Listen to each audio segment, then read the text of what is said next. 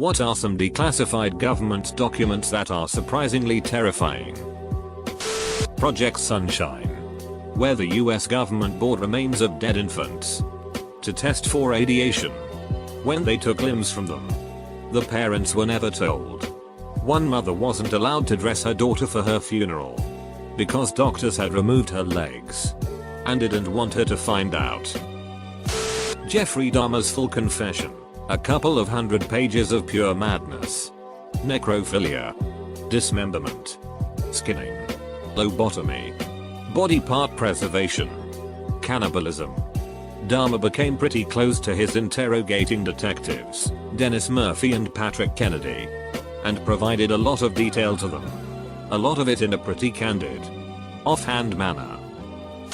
After the My Lai massacre, killing of around 400-500 innocent civilians in Vietnam after an army troop held an entire village, the US government established a group to investigate other war crimes like this occurring in Vietnam, the Vietnam War Crimes Working Group.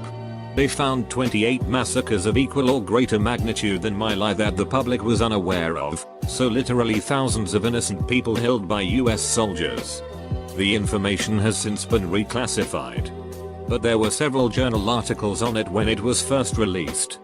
I took a military ethics class hosted by a prof who spent many years in Vietnam as a Marine captain. He personally experienced a colonel who operated with a doctrine called count the meat. Basically, the success of an operation was dependent upon how many bodies it made. The presumption was that they were all enemies. Operation Midnight Climax. The government hired 6 workers to dose Johns with LSD for research purposes, so to speak. https://en.wikipedia.org/wiki/operation_midnight_climax. CIA involvement in starting the Guatemalan Civil War, which lasted 36 years and led to the genocide of hundreds of thousands of indigenous people. SciGov. One US bomber accidentally dropped a nuclear bomb a short distance from a major US city, can't remember which, but luckily it didn't detonate. Off the coast of Georgia. They still haven't found it. My hometown was littered with radioactive waste by the federal government as part of the Manhattan Project. Nighttimes.com. Then we wonder why cancer and thyroid conditions are the norm. I grew up 2 miles from the Lake Ontario Ordnance Works site. And my dad grew up on 89th Street in Niagara Falls in the 40s.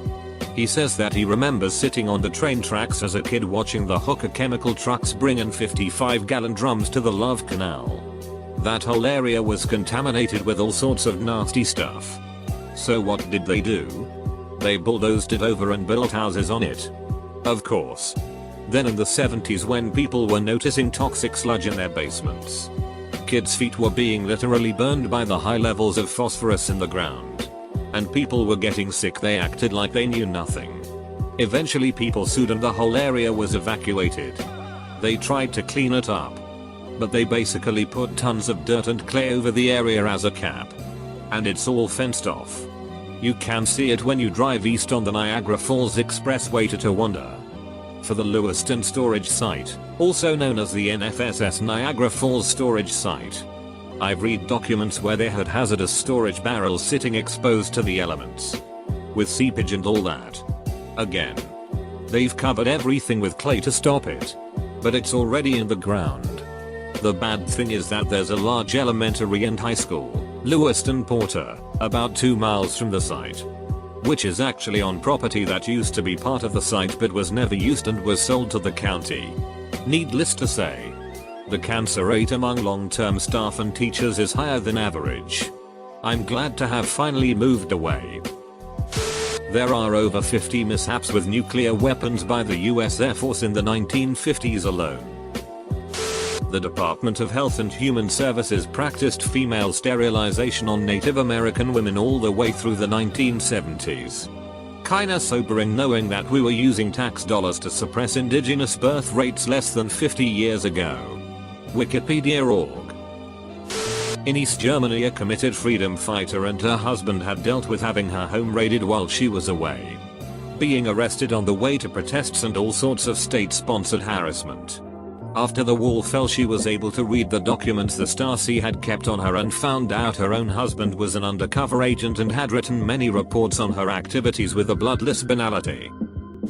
Operation Northwoods, a plan for a false flag operation that came from the Joint Chiefs of Staff and Department of Defense in 1962 and given to JFK, who turned it down. The plan called for the CIA to commit terrorist actions against us civilians across the United States and frame Cuba, allowing us the right to invade and oppose Castro and the communist government there.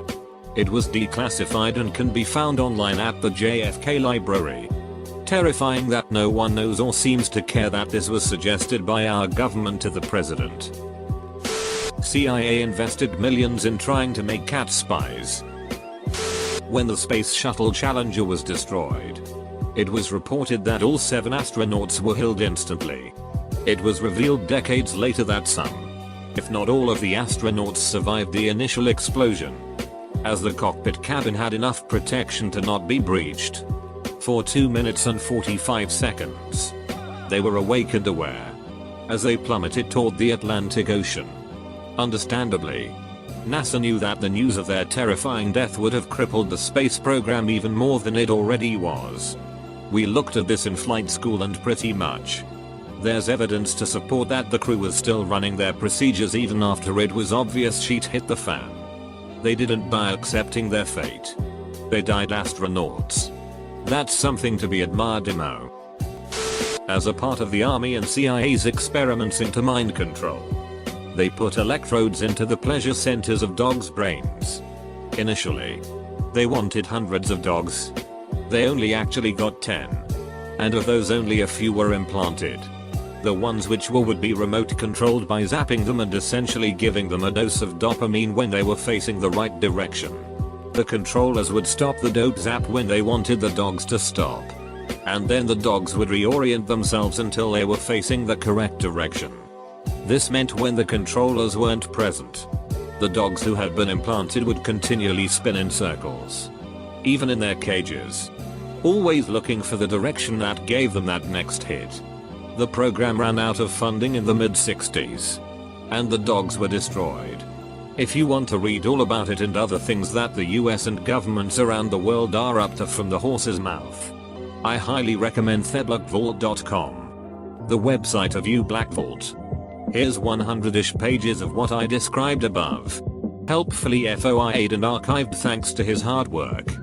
theblackvault.com. Edit for some bright side. Via the same source we get remote control of war dogs, remotely controlled scout dog.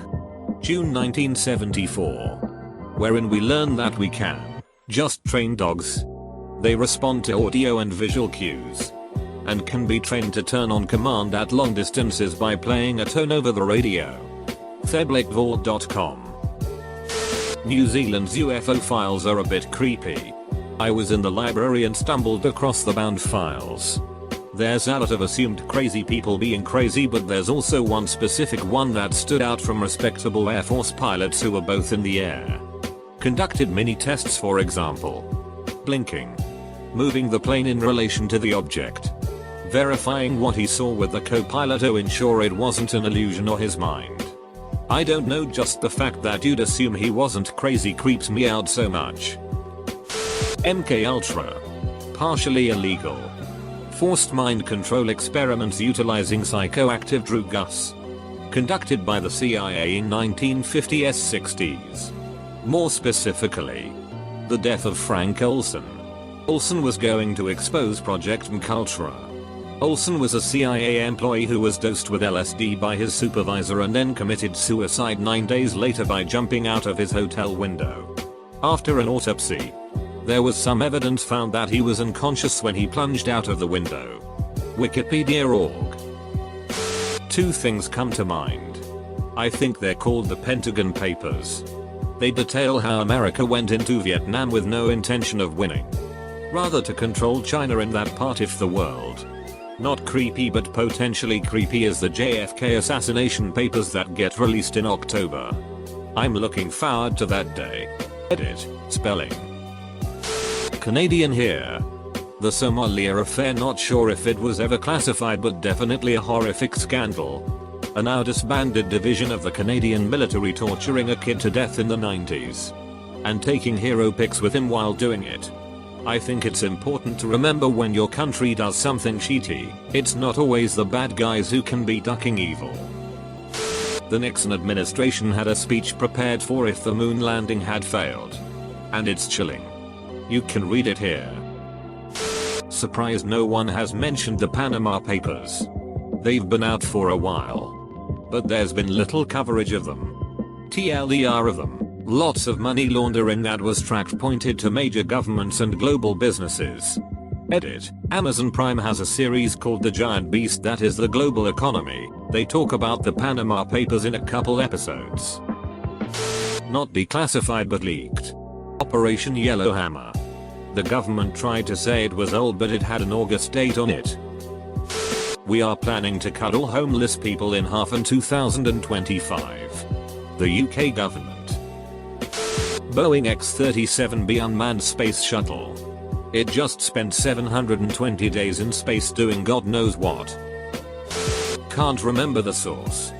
But apparently there is a legit order signed by Hilter to his nuclear researchers saying if they have a viable nuclear explosive, start loading into V2s immediately. Here's one from the Brits and the Aussies in the 50s. Nuclear tests in Maralinga. Oh yeah. Some aboriginals lived nearby. Australian MapNet. Devil Eyes. The plan after 9/11 to make figurines that look like Osama bin Laden and give them to kids in South Asia. After it's left in the sun for a certain amount of time, its face would peel off to reveal a demon-like visage with red skin, green eyes, and black markings. Basically a demon. The objective was to scare kids and their parents so bin Laden and Al-Qaeda would lose support. One that is not us. There was an episode of Radiolab that talks about an enormous secret facility in Britain that houses the British Empire's secret archives. The way they describe it, it sounds like the place where the Ark of the Covenant is stored at the end of Raiders of the Lost Ark.